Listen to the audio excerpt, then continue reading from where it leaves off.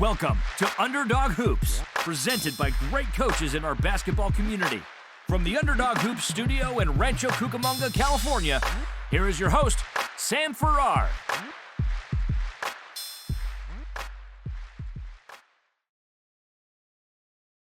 As a basketball coach, playing college and university level and coaching for 20 years? So started out playing basketball as a young man, maybe 10, 11 years old. Fell in love with Michael Jordan, as probably most guys my age did. Didn't in this country, in Canada, which is where we're all from, hockey number one sport, but I did not fall in love with wearing skates. Not for me. So the ball, the hoop, was more my first love. Parlayed that into playing high school, then on AAU. At that time, it was called OB, Ontario Basketball. Then ended up playing in college for 3-4 years. And after I left college, much like probably most college players, played a lot of men's league and semi-competitive pro leagues with guys. Kind of parlayed that, okay, I'm getting older. Can't really do what I once did anymore, even though, mind's willing, body's not able. So said, okay, well, I'll step into coaching. Unfortunately for me, met a wonderful lady along my way in my journey with playing basketball. She was a student where I played basketball for college. We got married shortly after college. We graduated probably 4 or 5 years and started a family. And as probably all fathers and sons sort of do, gravitate towards, okay, the sports that you play, your kids are going to play. So I think both my boys and my daughter probably had a tight net. My wife's going to laugh, but I think we probably had one attached to the crib when they were 6-7 months old. Just sort of from there, hey, we're just going to see where this takes us. So started coaching just when my older son, who's now playing in college, was probably 5 or 6, maybe 7 years old in grade 4. Got into it knowing the game. I don't know, 5, 6. And to be honest with you, I'm old, so memories are a little bit different for me than they are for what reality is. But so started coaching, and not so much serious, just like a house league, knowing the game, understanding the game, and teaching kids at that level. And then I kind of got sucked in after they got to, I think Jackson was maybe 8 or 9. I got sucked into saying, hey, do you want to be a coach on a rep team? Would you like to coach a rep team? And I'm like, yeah, sure, why not? So stepped into that, and then I just never really stepped out. I'm going on probably, my older son's 20 now, so probably going on 15, 20 years of coaching, boys and girls. When my daughter came along, same thing with my boys, my older boy and my younger boy, who's sitting in the car, basically very embarrassed right now that I'm on the phone talking about it. But sort of gravitate, same thing. They got a Nerf hoop and the, little Tykes hoop in their crib when they were younger. And from there, sort of, here's my love of the game. Here's what I know. And as all teenage boys, as they get older, just like, well, now I know more than you, right? Like they know more than I do. So he's in the background going, because I do. Taking what I've learned from the game. And again, a big thing around coaching is, you got to learn every day. And I'll be the first one to say, although I'll never say it, but I'll hear it in the car. I learned as much from the players as the players learned from me. It obviously is a humbling experience. It's as much about me and learning and teaching the kids as it's about the kids teaching me. I'm a bit of a hard ass, more so with my kids than others, but at the same time, like I think, unless they tell me something different, 2 of them are in the back seat right now. I think they have fun still. There's always something, you learn more from a loss than you do from a win. Fortunately, today we won 2 wins, so there's not much to teach. But in the car, I've already heard a couple of comments about we got to work on this on practice come Monday next week. So that's kind of where it started and where it is now. I'm not really finished up coaching yet. I'm still coaching, a U19 boys team and a U15 girls team. We'll take those 2 teams through this summer, and sort of see where it lands as we start back up next year. My younger son back here in the middle of the car has some decisions to make with playing at the next level, university or college, but we're pretty sure he's going to go back for his grade 13 in Canada, which will put him as 18 years old for the state. So that's kind of my journey as we stand right now and where we're at.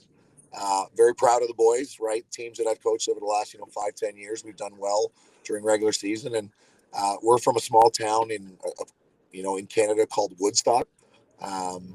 And this, the team last year, very, very strong team, competed at the highest level in Ontario, got to the provincial championships and lost out. But when your town only has 30,000 people and you're competing against cities with 1.4 and 2 million, Yeah.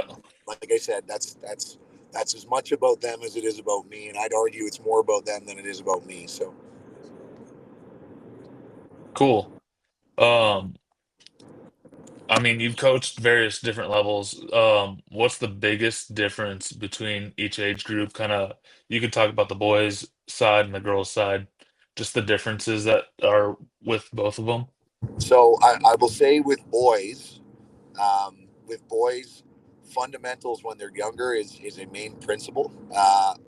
They, I would say with boys and girls, fundamentals as they're younger is a main principle. If you don't get that stuff down when you're young, it's harder to learn it when you're older. I'm not saying you can't. It just becomes harder. Zone defense, man-to-man defense, that is all stuff that you really shouldn't be introducing to kids when they get to 13, 14.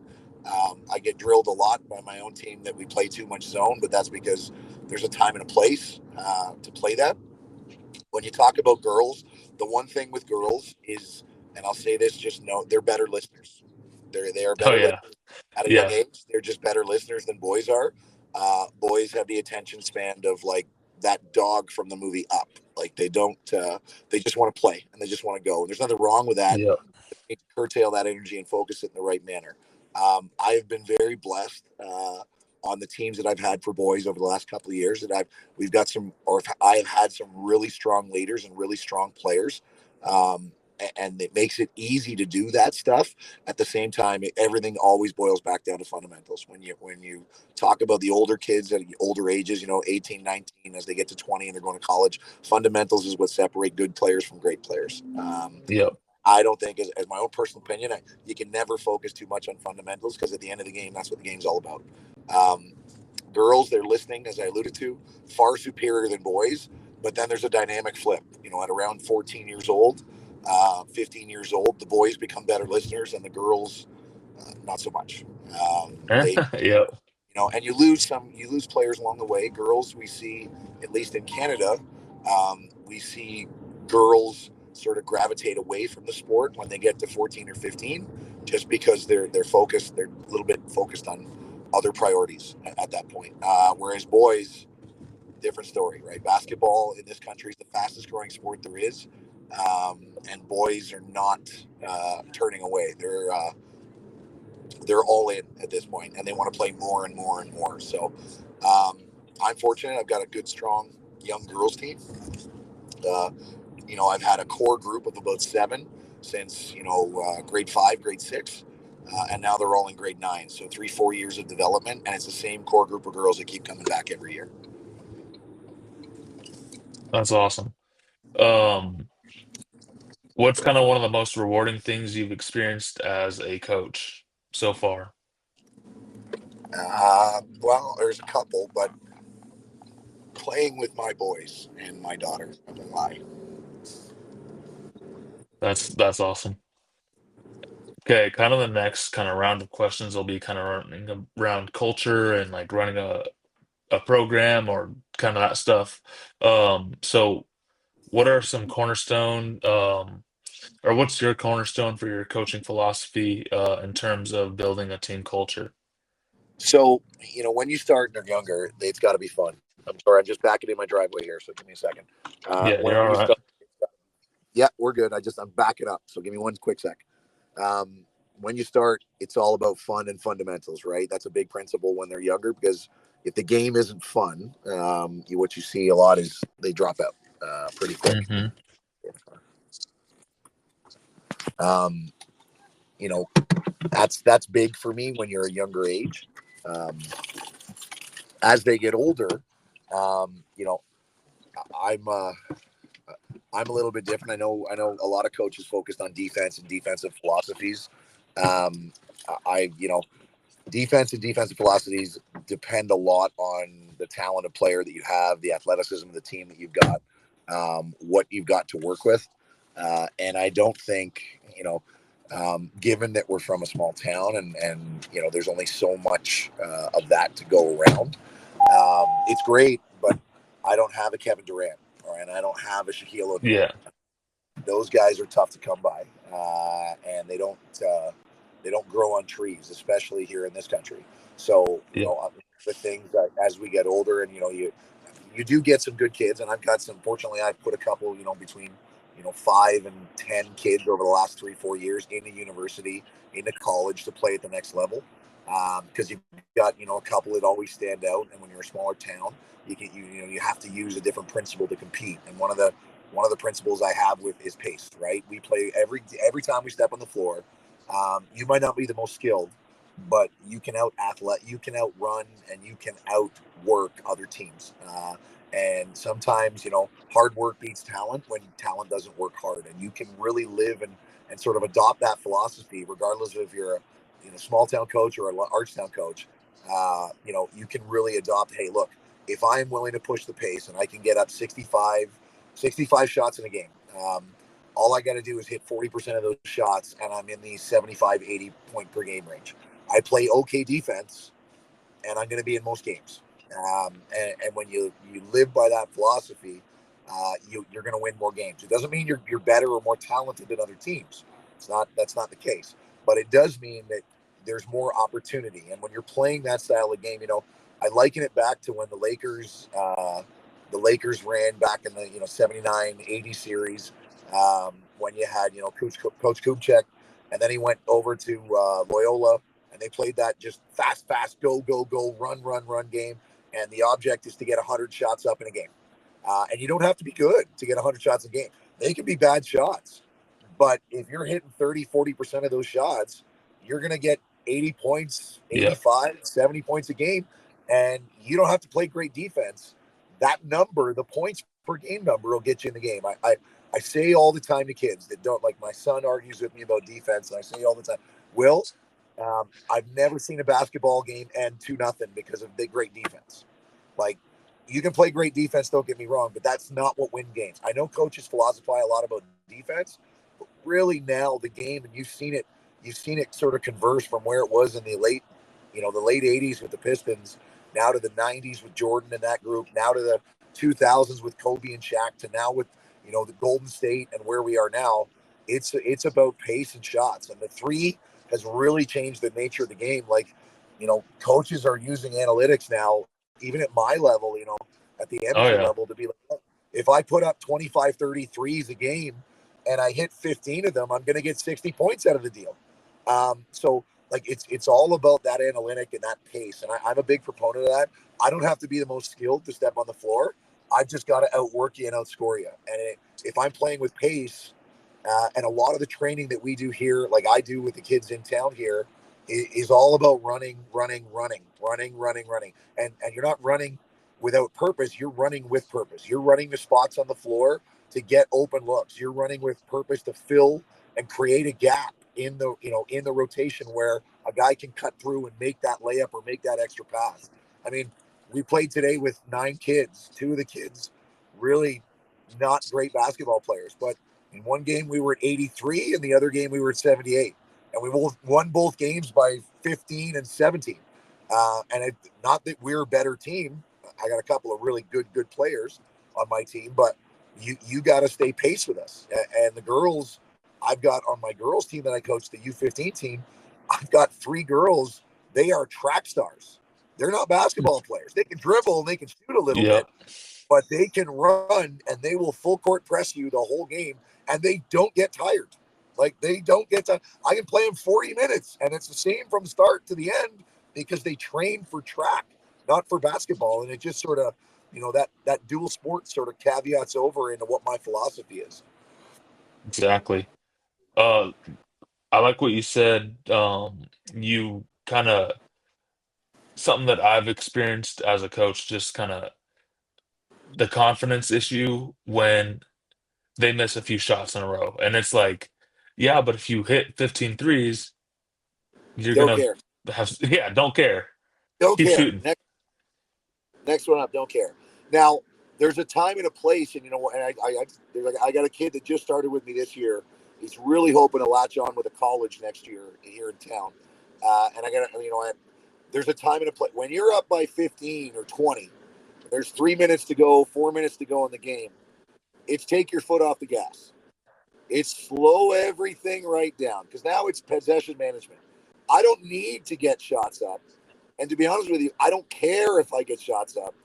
If I take a shot clock violation in a 3-minute possession game, there's only, I'm assuming you guys are in the States. You don't play with Yeah, shot clocks yet?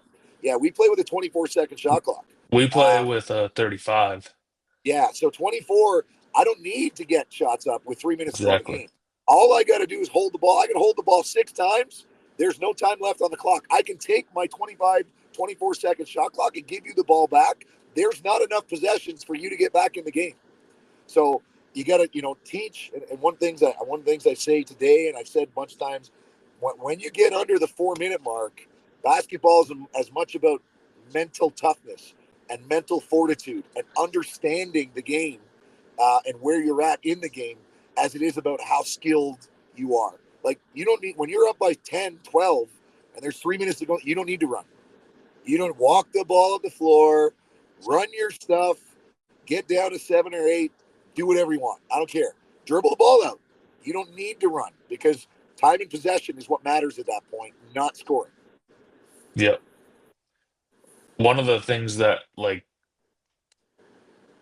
I'll find is, hey, if we slow a team down that's fast paced, then we might kill their momentum. That's kind of why it's like you got to be able to run your sets, and you also got to be able to go fast. Yeah, change your pace, right? Change your pace, switch It's it up. Like, and that's, we talked about, you mentioned earlier what some of your defenses. My son hates playing zone. Can't stand it. Hates it. He does not, like, he's, Dad, you're not helping guys to play at the next level. They'll never play zone at the next level. You got to teach them how to play man to man. And he's right. He's absolutely, if you want to play college or university, you better be able to guard the ball. Like, you better be able to guard the ball. And he's absolutely right. But there's a time and a place just to give a team a different look, to have them, oh shit, they're playing a 1-3-1. Oh shit, it's a 3-2. Oh shit, it's a 2-3. Like, just a different look, something else that makes them have to think. Take 4 more seconds, 5 more seconds off the shot clock. 24 seconds isn't a lot of time. And No, it's if you not. got to think about it, a lot longer, then, that's time that's on my side now, not on yours. Yeah. So a successful program, how do you structure your season to be as successful as you can in that So season? our club, Oxford Attack in Woodstock, Ontario, Canada, there's a couple of rules that we live by. One is we do not interfere with high school season. High school season is paramount, for players' development. Now, much like in the States, a lot of kids now have gone prep, or they go to prep school. My son, both of my sons, have played prep in years past. Um, we can get into that conversation later, no problem. But we don't interfere with high school season. So what I do, we start in September, we finish in June, and then June 15th, basically 2 weeks off. June 15th, we start up our summer program for boys and girls, and we go from there. From September until about March, it's, you're in the gym 1 day a week, maybe 2, a lot of conditioning, a lot of stuff around repetition and skill development, mostly conditioning, though, I won't lie, which helps you for your high school season. Yep. It's not mandatory because, you don't want to put the strains of a student athlete. And I use the term student athlete first. You've got school to work on. You ain't going anywhere if you can't graduate high school. So you Exactly. could be Michael Jordan. If you can't spell Michael Jordan, you're not going into any college or university. So big focus on academics. We'll schedule a couple of games, I think, this year before this. Today is our first game of the season. So before, I think we played 12 games, exhibition games, before our first game of the season. And they're sprinkled in over 5-6 months. So no rigorous thing. If the boys have a high school game or a high school tournament that weekend, we're not playing, right? We'll do 1 day a week if the boys got a high school game through the week. If they don't, we'll do 2 days a week. Kids don't have to come to the gym to do the gym. They can come and bring homework and then finish their homework and get up some free throws. Like, gym's open from 6 o'clock until 10 o'clock, and then I shut it down and we all go home. So, you know, the season starts rather early. We get an understanding of what is expected for the graduating seniors, and I've got four kids all looking to play university or college ball at the next level. So we push them as hard as we can. We get as much out of them. At the same time, we're always talking to them about working on this, working on this, working on this. And I'm a big proponent. I never had, coaches that brought me and said, this is the drill or did this. A lot of that work, and when you really talk about players' development, a lot of that work is stuff you got to do on your own. Like, you got to put in the work on your own. Like, I'm in the gym and I'll help you and tell you what you got to work on. But the reality is, if you really want to be that player and play at the next level, it's not happening in the gym with an hour and a half twice a week. It's happening in the park. It's happening on your net at home. It's happening, at the pickup runs in the park. It's happening, the conditioning and the work. That's on your own stuff. That's not stuff I don't need. And, the one thing I say to all players, and I had a big conversation with two kids today, I can't teach you effort. I can't teach you effort. That's not a skill that I can develop. I can try to motivate you. I can give you encouraging Rudy Rudiger speeches, but I can't teach you effort. That's either you're a dog and you're in the fight and you want the bone more than the other dog, or you're not. And, for kids that want to play at the next level, I don't care if you're Joico, D1, University of Toronto here, Lambton College, which is where my older son goes, right? The hungry dog gets the bone. Like, and if you're not going to do the work, there's other kids that are going to do the work instead of you. And coaches are going to look at them before they look at you. You can be the most talented player in the world, but when you're a freshman coming in, everybody's talented. It's what do you separate yourself? And for a lot of kids, when they get to that stage, you got to have that dog in you. You got to have that work ethic. You got to have, I'm gonna be the guy that dives on the floor for the loose ball. I'm gonna be the guy that boxes out 3-4 people. I'm gonna be the guy that sets that screen that frees the shooter, because those are effort plays. Those aren't talent or skill.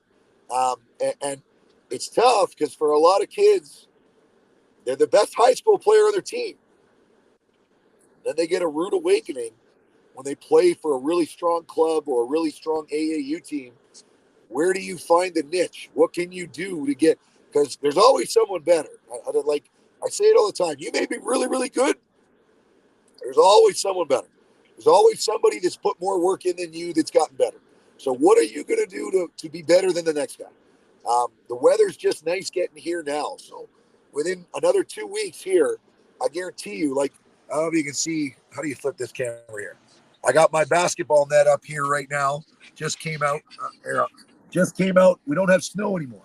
You give me 2 weeks, and there'll be about 20 kids on my lawn shooting hoops.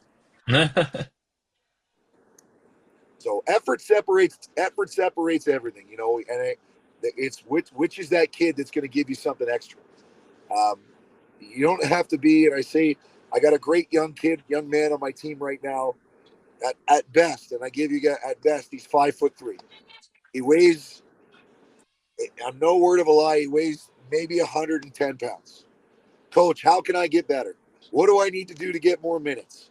And I tell him, listen, man, God didn't bless you with being 7'1", and he didn't bless you with a bench press of 250.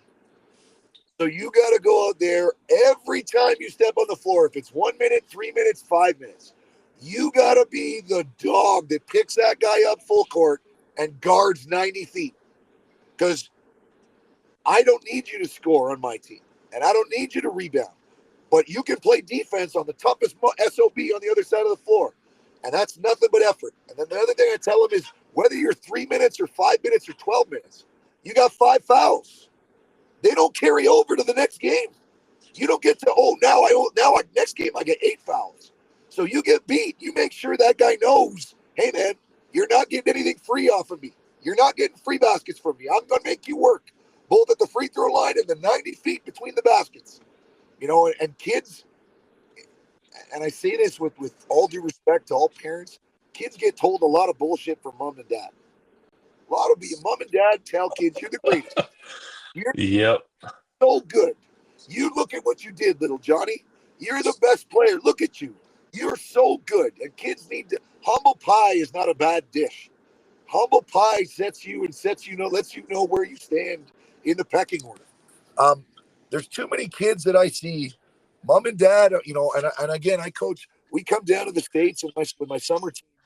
We come down and we go to Boston to the Hall of Fame game. We played in that last year and won it. We go down and we play in Ohio in the Nike tournament where we make it to the semis and the quarters, right? We lose out. Again, we're a small team.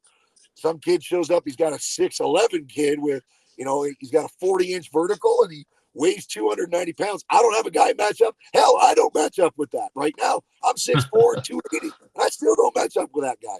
So, we go down and we compete. But I say you can compete with just effort. And moms and dads tell those young kids far too often when they're younger that you're going pro. You're going pro. You don't worry. You're the man. Look at you. You dropped 28 in an amateur game. Yeah, you dropped 28. You didn't pass the ball once. You took 56 shots and you got 28 points. Little Jimmy, you're amazing. You're amazing. Stop playing 2K and realize that there's 4 other guys on the floor with you. You got to be a cohesive unit to make plays, And I say this, my goal as a coach is not, first off, is to instill the values that I have as a coach in young men and young women, right? Work hard, come to work every day, get up, do the little things the right way. Tie your shoes, put your shoes on. In today's world, it's tough because some of the stuff you say as an elder person like myself, I still say yes, sir, no, sir, yes, ma'am, no, ma'am, right? Now, with all this, that's a he or a she or a they or whatever. That's how I was raised. I wasn't raised when an older gentleman says, "Hey, yes, sir, I'm glad, no problem, sir. Let me get the door for you, sir. Here you Yep. go, man. Let me help you to your car." Now that may be offensive to some people. That's just the way I was raised, and I tend not to. I tried to instill those same values into the young men and women that I coach. That being said, when you go to work and whether or not you're playing basketball, whether or not you're flipping hamburgers at McDonald's, your job, whatever it may be, if you're a car salesman, if you're a doctor, you're a dentist, the expectation is you show up on time. And I have a rule. If you're 5 minutes early, you're 10 minutes late, right? If practice starts at 9 o'clock, if you're 5 minutes early, you're already 10 minutes late. At 9 o'clock, if you're putting your shoes and shit on, that's too early. My daughter's, what's wrong, honey? I'm looking for my keys. I don't have your keys, honey. So, again, those. I've got a phone. Hi. Hi. Kids. So those philosophies around the teachings of that's beyond basketball. That's bigger than basketball. That's when you go to work. I go to work every morning 4:30. I come home at 5:30, 6 o'clock at night. As soon as I get home, I grab a quick bite to eat, and then I'm off to the gym. Right, and instilling those values in young people. My wife's gonna leave, so my car's gonna turn off here. Oh, never mind. I'll just turn the car off. She's getting out and go inside the house. So instilling those values in young people is tough because I don't think. Are you going in? It's not. You go ahead and look. I don't think enough people are truthful with our young people. I think I think far too often than not they tell them what they want to hear versus what they need to hear, and that's not. It's not a shot at parents. I was myself raised by a single mother. Didn't have a dad that was around. Raised by my single mom and my grandparents. Didn't have a dad around, but my mom got up. My grandparents worked the farm. Got up every day, 4 o'clock, out there pitching hay with the cows. My mom worked as an engineer at a beer factory in Molson Coors, Canada. So those values around hard work took me, like I said, it's one of the. When I played in college, I was a nasty bastard. Won't lie. I was that Charles Barkley guy. Like I'm going to set a screen on you. You're going to feel it. I'm going to hit you. But at the end of the game, and there's a couple of teams that, hey man, you're one of the hardest players of all time I've ever played against. Let's go grab a beer after the game. I'm 19, 21 years old in Canada. It's legal age. teammate that I just got, or team that I just gotten, all out fisticuffs with, like fighting tooth and nail to get a win. We're having beer and chicken wings and talking about the NBA. And so that hard work and that dedication between, players growing up, it's lost in this generation. Everything is granted, is given in this generation, right? I see a lot of the rankings for young players coming out, and I don't get me wrong. They're players that are coming like Cooper Flag and Ace Bailey and these kids. They are absolutely they're amazing, like truly amazing. But I'm a big proponent. And yes, you're going to the NBA, and yes, you're going to be a pro, and you're making millions of dollars. But the reality is around players, there's only one or two of those kids. There's only a couple of those kids. So my focus is instilling core values that I believe in young people, and then trying to help the young people that want to play at the next level get to the next level, and be able to participate and contribute. Now, for some kids, it's just getting on a team. I made it to a college team. I'm not good enough, but I'm an AP. I'm a practice player. I'm going to be a practice player for my whole career.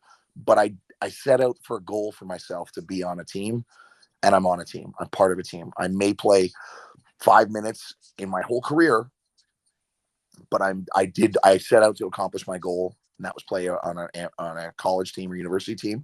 I did that, and that's enough, because that's kind of what it's all about, right? Like that's kind of what not every kid is going to turn pro. Not every kid is going to be, the superstar or the amazing player. Sometimes just getting there and getting to a college team is enough. It's what you take away when you leave our program, or our, the values instilled or help to instill from us, as much as we instill them. My hope is that your parents instill them as well, and they believe the same thing. And you can take those things, carry on. They're life lessons. They don't just because you're done playing college basketball or high school basketball, those lessons stay with you forever. They don't leave you as soon as you leave, right? So, working to get something, that's kind of what it's all about, right? And that's what you're hoping in young people moving forward. Because again, far too often than not, there's silver spoons in everybody's mouth, and they're told from day one, "You're so good, you're going to be that guy," and you're really not. So education for me in our household, all three of my kids, big push for all of them to play at university and college at the next level, because that's what I did. Fortunately, I have one that's already there. The second one has already gotten a bunch of his offers. He's going back for another year of high school. My daughter is moving up along the way. So they should all have their opportunities. But again, it's not about playing basketball. It's about the opportunity. It's about, that scene, living that sort of dream out, getting those experiences at college, like I remember, because I to be very honest, the college experience for me, playing 3-4 years of college, it's not about the playing that I remember. It's the after the games, hanging out with the team, going for food, going to the bar, picking up chicks, that's how I picked up my wife. So those are the things that you remember. And for me, I want all my players, I want my own kids too, but I want them to experience that, because it is something special. It's something that you take with you when you leave. And I hope that the boys and the girls that play for me for their high school career, they enjoy the experience, and they take some of those core values with them when they leave.